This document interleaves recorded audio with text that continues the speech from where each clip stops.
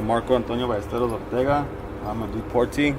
And it all starts from the beginning of being born in Mexico and believing you to be from that place you're in, that you're at, which is, for me, while it's California. For me, like that Civil War, Declaration of, Independence and all that, that's part of me because even though I was not born there, that's part of me because I studied it. I was taught to believe that was part of me, so I still see it as part of me. All that and like the friends and everything from over there, your whole life, that's all you know. And while you actually fall victim of the statistics because I ended up being part of that percentage, being housed in prison and everything. As being there, I started like molding myself after a certain amount of time. And, I start molding myself, start taking classes, courses, and things like that, getting ready to get released, to get back to the community. When this officer comes and tells you, he's like, you know what, you got an INS hold. You're like, well, what's that, Well, you have to prove that you were born in the U.S. And while you can't even prove that because you didn't really know you were from Mexico after a minute, right? So it's like, wow, like, I had all these plans. After a while, they're like, you know what, it's not gonna happen. So you're like, wow, and you're faced with this other obstacle of deportation. You're like, you know what, what's gonna happen? What's that gonna be like? I have no family over there, and I have no money either. So they release you after voluntarily signing to get deported, which is like forced because they're like, well, you're going to fight your case 2 more years. And after being in prison for so long, all you want to do is just get out. And they kind of tell you, they're like, well, you're not going to win. So, just volunteer and maybe in 3 years you could try to come back, So I did that. And when the next day when the immigration officer came, he's like, well, you're going to be deported, and you're not going to be able to do a re-entry for life. And I'm like, what do you mean life? I'm like, this is the first time, I've been in prison or something. He's like, yeah, well, we don't really check on that. We have another system and we don't want you back. Well, you get deported and you're faced with all this that's new to you, that's different, that's unknown. And it's like, what do I do? Which way do I go? Well, the first thing is try to get a job or something so you could get something to eat. And the pay is real low. They take advantage of that. It's real hard to get a job because you're all tatted up. They don't agree with the customs that they have in USA, which is a freedom of expression. My way was tattoo art. They say if you got tattoo, you're a criminal. You're not fit for the position, which is real stupid because we have a lot to give to the community. We have a lot of knowledge from the US. I was blessed by having some kind of schooling too. So we have to give to the community, but they don't see it that way. So the only group that really accepts you is the organized crime, and we're always like this big old target sign for them. They know of us. They see us as these like real mean or killer people, and they forcefully make you make a decision, but not making it seem as if they really care, about your situation. All they want to do is just get you so they could get more money. And it's fine because, you got to eat too, so. But, there's things you're forced to do things that you don't want to do, that you've never seen yourself doing. Even though you lived the life you lived, it's just like you never thought you would do something like that. It really eats you up inside. And also, too, the fact that you're not going to see your family, that somebody's like, you know what? You're not going to see your family. My brother's in prison for something he didn't do. He's doing life. I got cancer. I have like 3, 4, 5 months left of life. So I'm like realistic. I can't make the walk over there because it's real heavy for me. I get real tired quick. So I'm not ever gonna see my brother. My son, he's staying with his grandfather, which he's a senior citizen and he's on Social Security. So money is like real. It's either they buy something to drink or buy something to eat.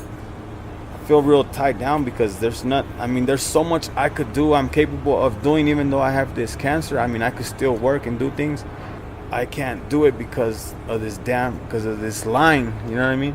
Just because I don't have a piece of paper like this paper, saying that I'm a United States citizen, or I can't go and see my son or provide for him. It's real hard, real tough, and it really and we all go through this, which is like the psychological part, because we were afraid to even mention it, but we go through it. But I mean, it's depression, and it makes you do things that make you forget about that. Either you getting high, or you going out, walking to the park, getting involved in things that are not good or that are good, just to forget about that reality. Gotta always stay positive. You always gotta stay strong, because you have to. You know what I mean? It's not because you're strong, it's because you have to be strong. Well, I got into organized crime, and it was like I said, there's things I didn't want to do, and I ended up getting caught. I was beaten, tortured to give a confession. I mean, tortured, like literally tortured, like that 1700s type of torture that you're like, man, it's like going on in the 21st century. Where I got my cancer was one of the spots where this officer was really focused on kicking me, and I don't know if it's the cause of that, but it happened. And they just like get you, and they put their knee on your head and just be like jumping on you, and they're like a heavy set person, you know what I mean? It felt like my head was gonna like explode. And they put bags over your head, and this is the police in Tijuana. They'll put like 4 or 5 bags on your head. They'll talk entre ellos, and they'll be like, you know what, if he pisses, keep the bag on him, do it till he shits. Like, if you shit, that's because you're already dead, you know what I mean? And they do it. They'll put these bags on you, and they'll lay on your stomach or hit you on your stomach to get you for you to release that air you have. And you're like, you know what, okay, I did it, you know, it was me. Just please take me to prison. I mean, you're begging them to take you to prison, because I mean that they're torturing you. So I ended up getting a sentence of 25 years. I appealed. My appeal was denied, and they gave me 4.5 years more. After 5 years in prison, I started feeling this pain on my right hip. They told me I didn't have nothing there, so to quit bullshitting. So I started feeling all these other things. I wasn't eating. I lost a lot of weight. I would get tired real fast. My legs started getting like swollen. And after 1.5 years, almost 2 years, asking for medical assistance and being denied that assistance, when I seen a real doctor, he's like, you know what, you have cancer and you have less than 2 years to live. And I mean, if you would have came sooner, and that's the part that really like got me real mad, real angry, was that if you came earlier, we could have did something. I'm like, man, I've been like for almost 2 years asking for help, like telling them, hey, this is going on, you know what I mean? There's something going on with me. I don't know what it is, but I mean, this is happening. And the dude that did the ultrasound, the doctor, he's like, you know, I really appreciate it from him and respect him for it, because he said, you know what, dude, the coordinator, she didn't want me to tell you this, but you got a tumor. But I'm telling you because I'm a professional. So I'm like, you know, I really appreciate it. And he's like, you know what, get your family to call, because if they don't, they're not going to attend you.